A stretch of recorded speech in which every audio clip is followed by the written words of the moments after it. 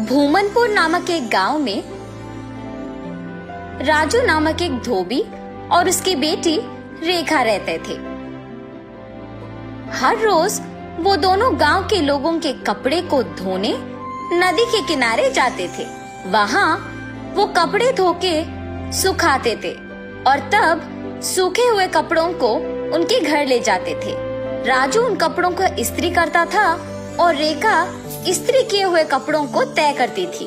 तब जिनको जो कपड़े लौटाना है उन्हें अलग अलग जमा करती थी। ऐसे हर दिन वो मेहनत करके पैसे कमाते थे और ऐसे ही कुछ दिन बीत जाते हैं। एक दिन नदी के किनारे जब राजू अपनी बेटी के साथ कपड़े धो रहा था, तब एक भूत उन्हें देखना शुरू करती है।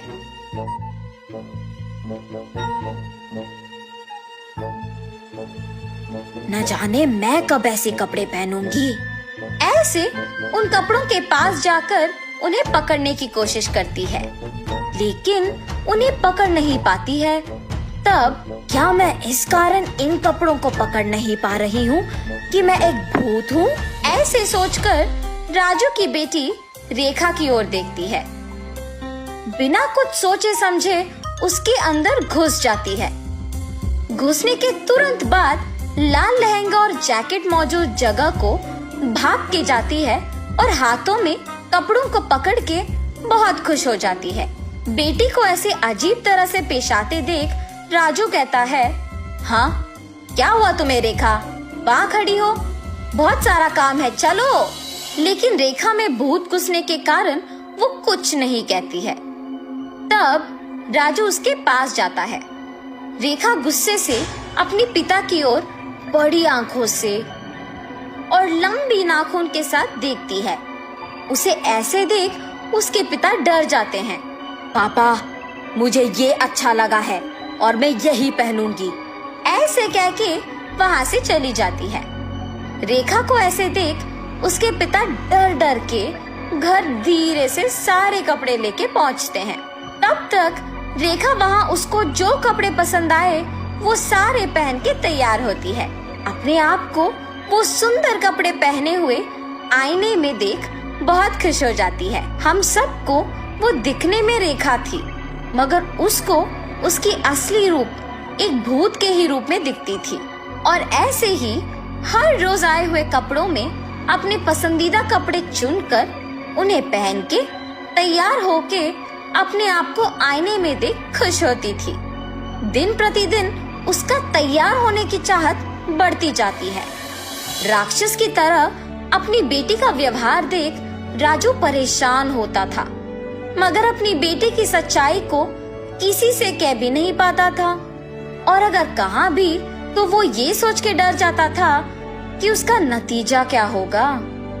एक दिन जब गांव के जमींदार राजू को धोने के लिए कपड़े लेने के लिए बुलाते हैं, तो राजू वहाँ जाता है।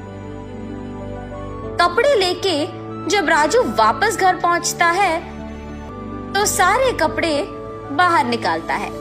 तब रेखा उन कपड़ों के पास आके उसमें पीले रंग लहंगा और लाल जैकेट लेके वहाँ से चली जाती है। जब राजू को कपड़े लौटाने का समय आया तो वो देखता है कि उसमें पीली लहंगा और लाल जैकेट नहीं है। तब वो सोचता है कि जरूर ये रेखा के ही पास होगा। रेखा के कमरे में जाके देखने पर वो उन्हीं कपड़ों में तैयार होके आईने के सामने खड़े होके अपने आप को देखते ही रहती है। आईने में भूत का डरावना चेहरा देख राजू डर के मारे चिल्लाता है, हाँ? तुम यहाँ क्या कर रहे हो? राजू उसके ऐसे पूछने पर कांपते हुए कहता है, अम्मा, आपने जो कपड़े पहना है वो जमींदार की बेटी की है। इनको आज उन्हें लौटा देना है, कृपया उन कपड़ों को दे दो। हाँ? क्या? कपड़े? बिल्कुल नहीं दूंगी, जाओ यहाँ से। ऐसे कपड़े उनके पास बहुत होंगी, अगर आप अभी इन कपड़ों को वापस कर देंगे तो और भी कपड़े लेके आऊंगा। अब अगर मैं इन कपड़ों को नहीं लौटाऊंगा तो मेरा व्यापार नहीं चलेगा। मैं हाथ जोड़ के विनती करता हूँ, वापस कर दो, तुम मेरी बेटी नहीं हो। हा हा हा, सही पहचाना। हाँ, मैं तुम्हारी बेटी नहीं हूँ। ऐसी और कपड़े हैं? हाँ, बहुत सारे। तो फिर इन कपड़ों की मुझे क्या जरूरत? ऐसे कहकर उन कपड़ों को वहां छोड़ के हवा में उड़ के गायब हो जाती है। ये जान के जमींदार की बेटी के पास बहुत सारे कपड़े हैं, वो सीधा उनके ही घर पहुंच जाती है। अच्छे कपड़ों के लिए सारे कमरे छान मारती है। उस घर में मौजूद जमींदार के परिवार वासियों को राजू की बेटी का व्यवहार कुछ समझ में नहीं आता है। जमींदार की बेटी अपने पिता को बुला के कहती है, पापा पापा, राजू की बेटी रेखा बहुत अजीब तरह से पेश आ रही है। ऐसे कहते ही वो वहाँ जाकर कहता है, ए लड़की, क्या कर रही हो? पागल हो गई हो क्या? जमींदार के ऐसे कहने पर क्रोधित होके रेखा जोर से चिल्लाते हुए अलमारी को उठा के उन पर फेंक देती है। सभी डर जाते हैं और जो कुछ भी वो मांगती है उसके सामने रख देते हैं। रंग बिरंगी कपड़े, जेवर, चूड़ियाँ, सब। हाँ, आओ आओ, मुझे तैयार करते हुए मेरी सेवा करो, आओ। सभी डर के मारे उसके आदेश का पालन करते हैं। उसे तैयार करके उसके सामने ही एक बड़ा आईना भी रखते हैं और सभी उसके पास नीचे बैठ जाते हैं। तभी उसके पिता राजू कपड़ों के साथ जमींदार के घर पहुंचता है।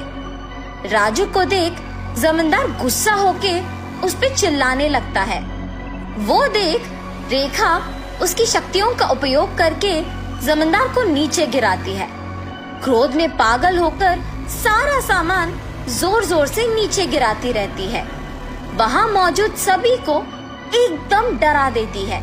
एक स्वामी जी ये सब नहीं देख पाते हैं और जमींदार के घर पहुँच जाते हैं। सीधा रेखा के पास जाकर उस पे गंगा जल डालते हैं। कुछ मंत्रों का प्रयोग करके रेखा से उस भूत को बाहर लाके उसे एक बोतल में बंद कर देते हैं। भगवान के रूप में आकर आपने मेरी बेटी को बचाया। उस स्वामी जी का धन्यवाद करके जमींदार से भी माफी मांगकर वहाँ से चले जाता है।